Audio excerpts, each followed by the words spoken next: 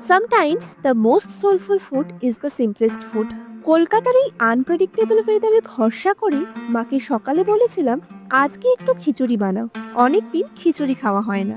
ও মা, বেলা গড়াতেই বৃষ্টি ভ্যানিশ, আকাশ চকচকে, বেশ রোদ, কিন্তু খিচুড়ি তো তৈরি হয়ে গেছে, তাই পিছুপা হওয়ার উপায় নেই। প্লেট নিয়ে পরিমাণ মতো গরম গরম খিচুড়িতে তুলে নিলাম।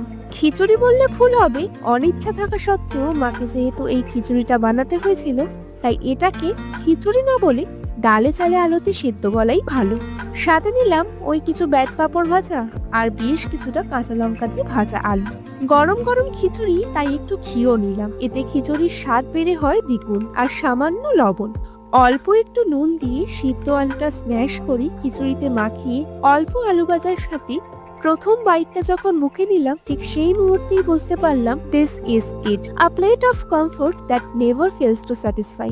আমার মতো এরকম আর কে কে আছেন শুনি, যাদের বোল অফ কমফোর্টটা এরকমই সিম্পল।